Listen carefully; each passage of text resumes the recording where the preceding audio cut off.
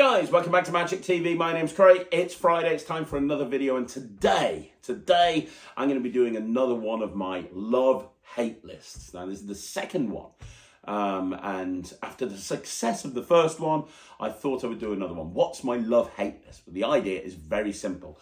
I'm going to present to you a few things that I love and a few things that I hate based on stuff that's happening in the Magic community right now. So it's kind of like almost like a roundup of the news and the stuff that I've seen on social media, stuff that I love and stuff that I hate. My goal here is to maybe tell you about stuff that you're not aware of, bring up some issues that I think are issues, and see if we can get a dialogue going, and just have some fun with it. So I want to know what you think in the comments down below. It's my love-hate list. I've got 4 loves, 4 hates.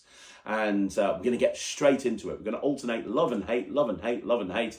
And we're going to see how it goes. So let's get into it. This is the second love-hate list right here on Magic TV. So, right, what's my first love? Got a list. I'm organised. Got my first love here. My first love is, well, let me give you a frame of reference. I said on the last list I did like this, I said that I'm loving AGT, and I waxed lyrical about Trix Watson because his act on America's Top Talent was brilliant. And I'm really loving America's Got Talent, but another thing that I'm loving about America's Got Talent is Mandy I can't say her name. Mandy Muden. Now, Mandy is no stranger to the Got Talent audience. She was on Britain's Got Talent. She's a member of the Magic Circle. She was a competitor on the Magician Special at Christmas 2022. Mandy is very well known.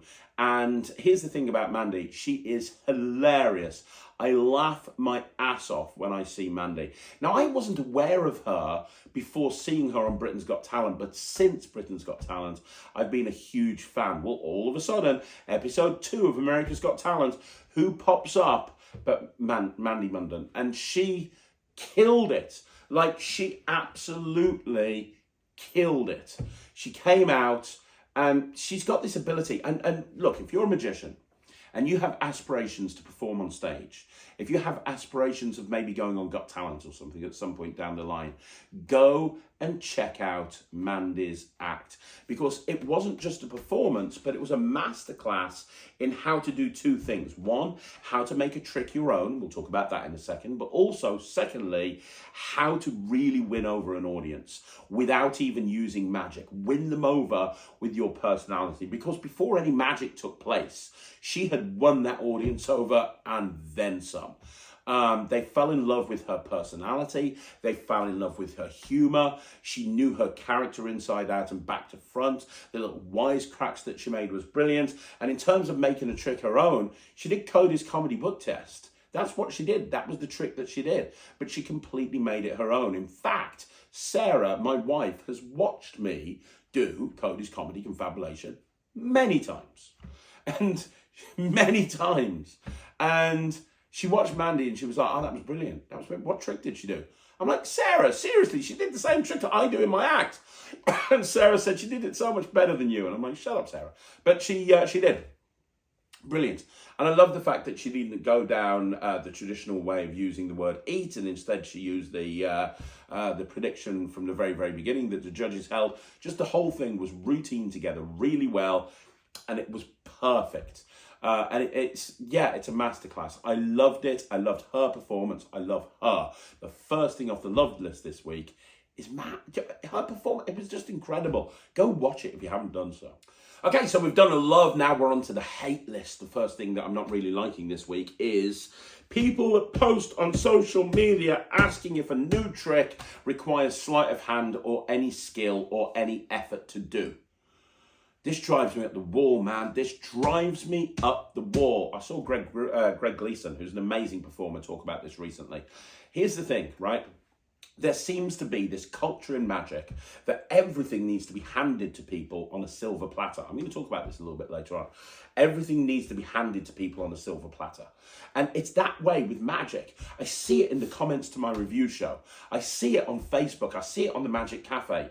Do you think that uses any sleight of hand? Because I can't do any sleight of hand at all. Now, I know there's reasons why people don't There might be certain reasons why people don't do sleight of hand at all, but we should always be trying to improve ourselves. We should always be trying to better ourselves. And by not doing any sleight of hand or any moves and wanting something that gives you instant gratification in order to put it into a show to be able to do it, it's just a real shame. It's laziness is what it is. People want stuff handed to them on a silver platter. You know what? If you want to put a trick in your act, and you want this trick, right, here's the thing, right, a new trick's come out, you've watched the trailer, you like it, you love it, you think it's amazing, oh my God, I could see myself doing that, and then you watch the reviews, and you read the reviews, and you watch the review show, and you figure out that it actually uses some moves that you don't know. So you go, you post on the internet, does this use sleight of hand? Is there a way I can do this without sleight of hand? Well, look, you like the trick, you saw the trick, you like the trick, you think the trick could go into your act, right? You think it's a trick that you could do. Then here's an idea, get your lazy ass up and learn how to do the moves that you need in order to do a trick. Because if you don't do that, you're cutting yourself off some amazing magic. Being a magician is something that you should be proud of. We should be working hard to be the best version of ourselves that we can be. And by half-arsing it and just going for the easy option, I don't want to do any sleight of hand, I don't want to make it difficult for myself, I want to put it into a show tomorrow, but I don't want to, fiddlesticks, try not to swear. Look, if you're an amateur, if you're a hobbyist, if you're new into magic, and if you just do this for fun, fine, whatever, don't care, that's cool, brilliant. I'm all for that. I love that. And I love self-working tricks, by the way. I've put multiple videos up about self-working tricks. I probably know more self-working tricks than anybody now. Aldo Conbean is no longer with us. I know tons of them. I do tons of them. They're great.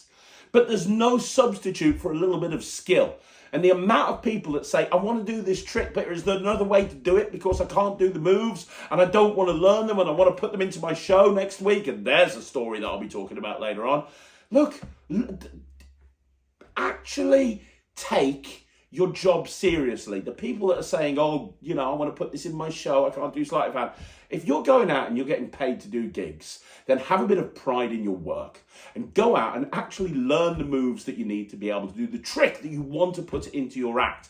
Actually go out there and spend some time bettering yourself, making yourself better so that you're not stopping yourself from doing tricks that you want to do in your act because you're lazy and you can't be asked to go and learn a simple move to do a trick. Does it take any sleight of hand? Yes, it does. Learn some. End of. Let's bring some positivity back. Let's get another one off the love list. Another one off the love list is here. I've got Mr. Russ Brown. You know what? I think he's the bit of the unsung hero. Everyone talks about Russ Stevens with good reason, because Russ Stevens is amazing. And I've talked many, many times about Mr. Russ Stevens. He's brilliant. And I will say that until the day that I die. And I'm so thankful for everything that Russ has done for me personally. Russ is amazing. However, there are two Russes in Blackpool that are in entertainment. One of them is Russ Stevens, one of them is Russ Brown. And I want to tell you, Russ does a hell of a lot for the magic community. First of all, the House of Secrets is an incredible venue right in the heart of Blackpool. And Russ will take new performers in and allow them to use the venue to improve and get better. He will work with you. I've seen him do it with Ryland. I've seen him do it with Jasper. He will allow you to film the whole thing and use it for a show reel. His venue is brilliant and he has a heart of gold, and he will literally sit there for hours helping you selflessly, wanting nothing back in return.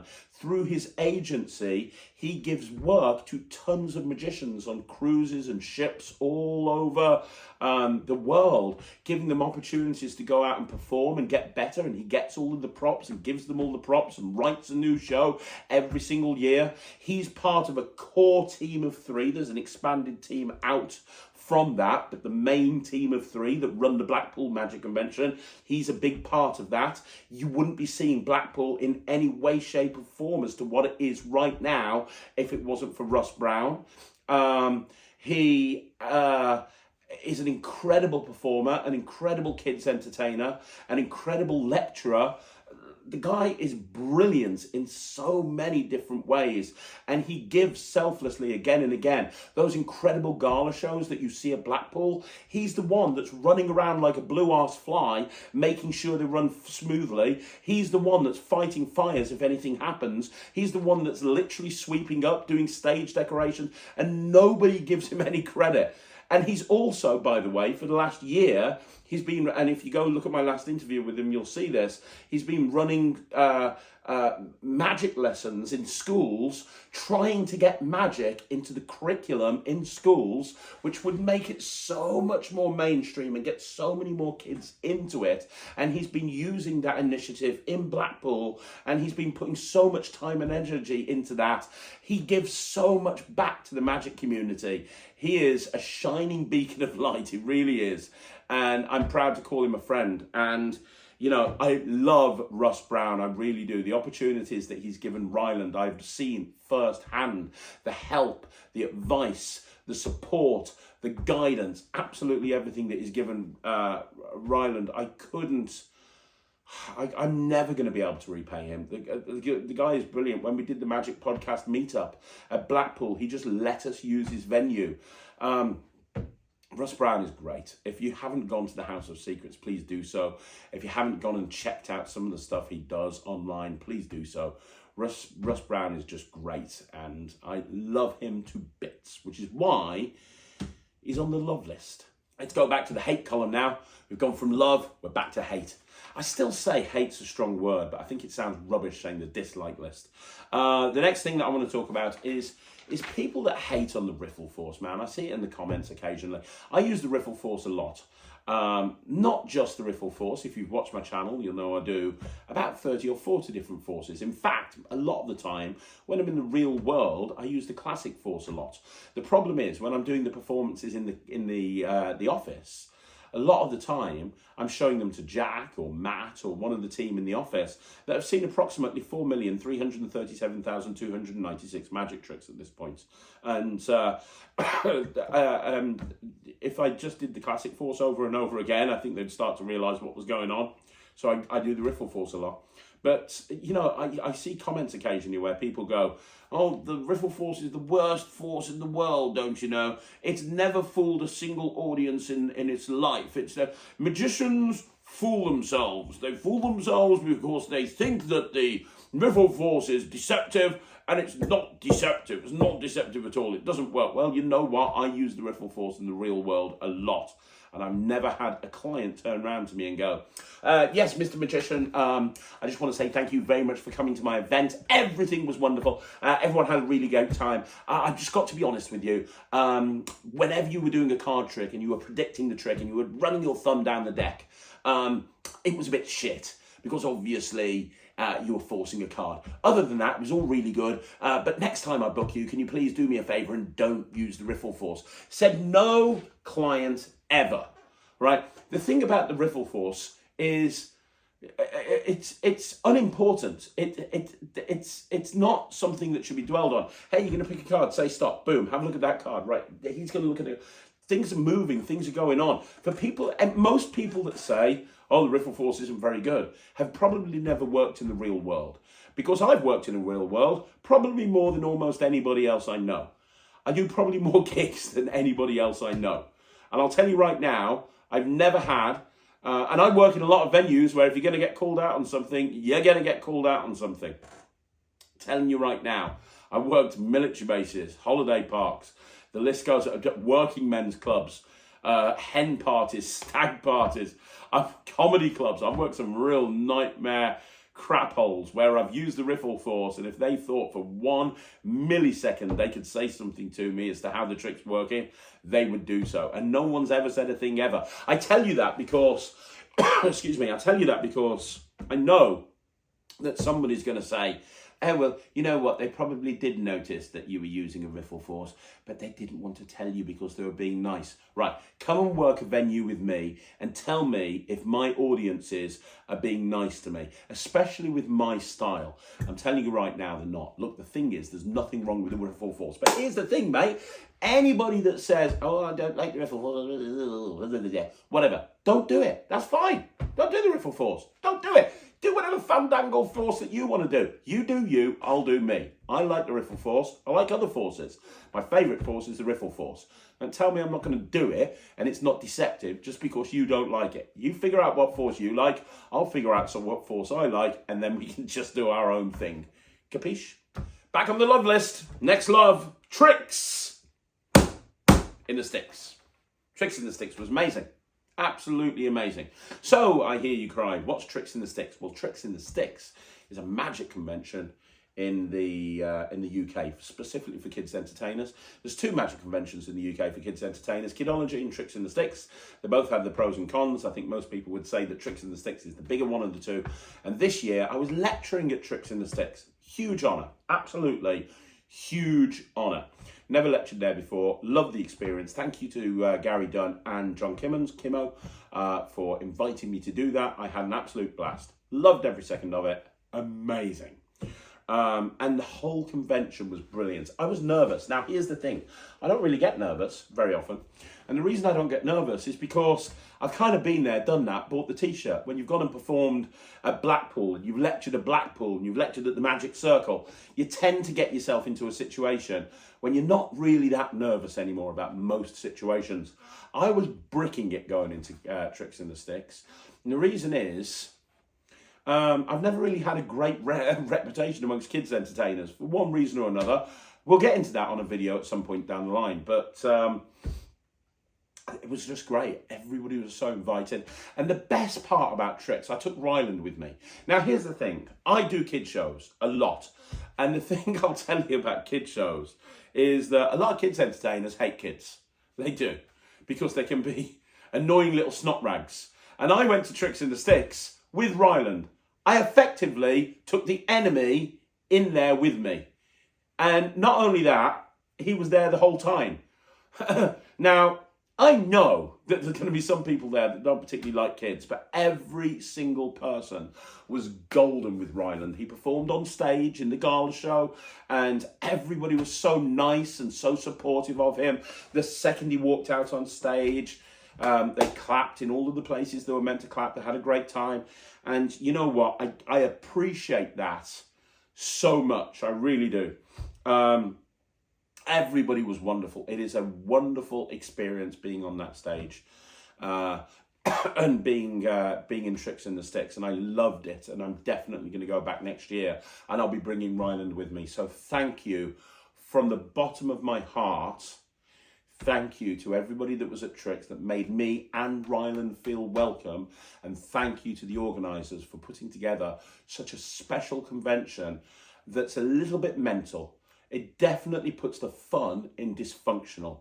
But, you know, I had a blast and it's such a great place. So I loved it. We're back on the hate column.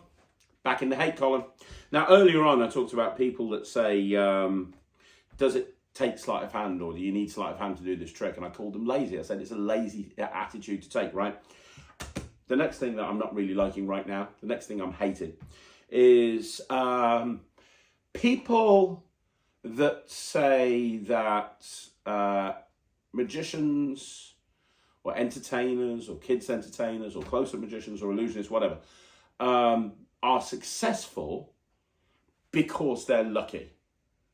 And that if they had the breaks that they did, they would be in the same position as them. Or if they had the trick that they had, or something like that. I'm seeing this more and more, especially on Facebook. I'm seeing people post on there quite a lot on various different forums going, you know what, I would be as successful as this person, but I'm just not very good at marketing. I've seen that multiple times in groups that are designed to give people advice on marketing. I've heard people say, oh yeah, this person's very successful. I'd be as successful as them, but my marketing is not as good. And then I'll see the same people literally the next day give advice on marketing, which, by the way, is completely wrong. Oh, but Craig, how do you know it's completely wrong? Degree in marketing, running a company that does 25,000 events a year. I know what I'm talking about when it comes to this.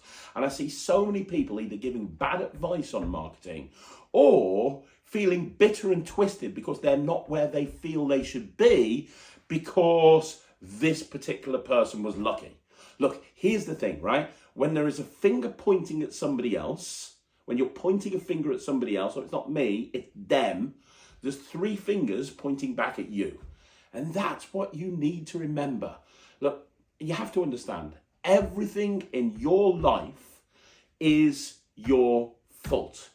Understand that. I've always believed that. I believe that. Now, obviously, I'm talking about when it comes to business. I'm not talking about health or anything like that before people throw me under that bandwagon. But when it comes to your business and the success of your business, everything is your fault. If you're happy with where your business is and you're happy with your financial situation and you're happy with this and that and the other, congratulations. Well done. That's your fault. If you're not happy, that's also your fault. And the only person that can fix that is you. If you don't understand about marketing, well, A, don't give people advice on stuff that you have no idea about. But B, if you don't really understand about marketing, then learn about it. There's a million places you can learn.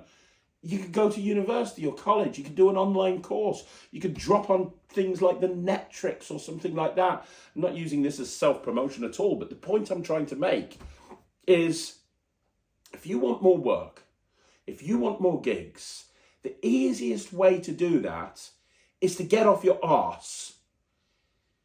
Bitching and moaning that other people have more gigs than you is not helping your situation. All it's doing is keeping you in that situation. What you should do is take the time and energy and effort that you put into bitching on Facebook about other people, or bitching about this or bitching about that, and invest that into improving your skill set so you understand about modern marketing methods. So you don't try and build a business by being stuck in the 1970s trying to put an advert in the Yellow Pages, because that's not going to work. Now, if you're happy with the gigs that are coming in, I know people that go, hey, I only get my work from word of mouth and I'm happy with that. And you know what? That's amazing. I applaud you for that 100%. I really, really do. Amazing. But if you're not happy with the amount of gigs that you're getting, if you're not happy with where you are in this industry, if you're upset that this person over here is more successful than you, that has better gigs than you, that gets more work than you, then the simple solution to that is to rise to this occasion, figure out how to get bigger and better gigs and blow them out the water. And I know that because that was me. Many years ago, I used to sit in my front room doing nothing. When I first met Sarah, I had a sales job, right? Before I became a full-time magician, I had a sales job. And I was very good at that sales job, and I only had to meet up with the company, my line manager, once a week. And I had to have a certain amount of contracts that I used to have to give them, from business to business and business to residential. I had to give them a certain amount of contracts. I've always been very good at sales. I could go out, I could get my quota in a week. I could get my week's quota in a day. So I could go out, do a day's work and have everything that I need, which made me very lazy. I would sit at home doing absolutely nothing. Just sit at home, sitting in my boxer shorts, horrible image, sorry about that, doing nothing. I would. And I got very lazy and I didn't really care that much because the money was coming in. And I met Sarah and I became a full-time magician. And I wasn't doing sales anymore. But I wasn't making that much money from magic, but it didn't matter because I had Sarah. And Sarah was the deputy head of a school and was making a lot of money. So I would sit at home doing very little and then getting pissed off that I was going out for 50 quid a pop as Specky the Clown. True story. I used to go out as a clown called Specky the Clown. Of course, I wore specs. Looked like an idiot. I would be going out as Specky the Clown, making 50 quid. and there were other people going out and getting 600 or 700 quid a gig, and I would be bitter, I would be twisted. Why is that person getting more gigs than me? Why is that person getting better gigs than me? Why is this happening? Well, it's simply happening because I wasn't focused. I would sit around all day doing nothing, and it would be easier for me to bitch about everybody else while my wife kept me. And it was only when I realised that I needed to grow the fuck up that I started to sort my shit out. And it's a very simple process of switching flicking a switch, strike that, reverse it, turn it around, put it up again. It's a very simple case of flicking a switch in your head and having a different mindset. Mindset in business is everything. And if you have that different mindset, then you can achieve absolutely anything. But you've got to have that different mindset. And only you can do that. And it doesn't happen by sitting on Facebook and moaning and bitching about other people because they are more successful than you and you don't like it. Get up, get your toys, put them back in the pram, put on your big boy pants, and go out and do something about it. And the final one off the love list. I love Cillian O'Connor. I'm just going to say it. Cillian's amazing. Love Cillian O'Connor. I did an entire video about Cillian, so I'm not going to dwell on this, but I think we need to show the kid some love. 14 years old, 3rd place in Britain's Got Talent 2023. Huge achievement. This kid has got so much potential. I've seen videos of him surfacing online, doing magic to absolutely everybody. I'm lucky enough to know Cillian. I think he's incredible. He's doing magic to absolutely everybody. He's been going into radio stations and doing mem deck routines. He's been going and doing coin routines, cube routines. They interviewed a semi-finalist who said, hey, my favourite magician, my favourite act on BGT was Cillian. He was amazing. He was backstage making Rubik's Cubes solve. Cillian's just a really nice kid and deserves any and all success that is coming to him. He's great. And if I'm making a list of all the things that I love, Cillian absolutely 100%, without a shadow of a doubt, deserves and needs to be on this list. And he's captured the hearts of the nation, and he's done an incredible job, and he continues to do an incredible job. Cillian, my hat's off to you. And the final one off the hate column this week is people that don't have any respect for legends. Yeah, that's it. People that don't have any respect for legends. And I've seen a few Facebook posts. One Facebook post said somebody was asking a question about sponge balls, and somebody went on there and said, oh, check out Pat Page. And somebody else said, who's that? And somebody answered who Pat Page was and put a video link. And this person said, I've got no time to look up old farts from yesterday and years gone by. I don't think I'll be looking at any of those videos. What? I mean, seriously, what? And I've seen people say it about a couple of other people as well. Like, that is just the worst attitude that you can possibly have. I'm telling you right now, we stand on the shoulders of giants, and people that are no longer with us, people like Pat Page, people like Ali Bongo,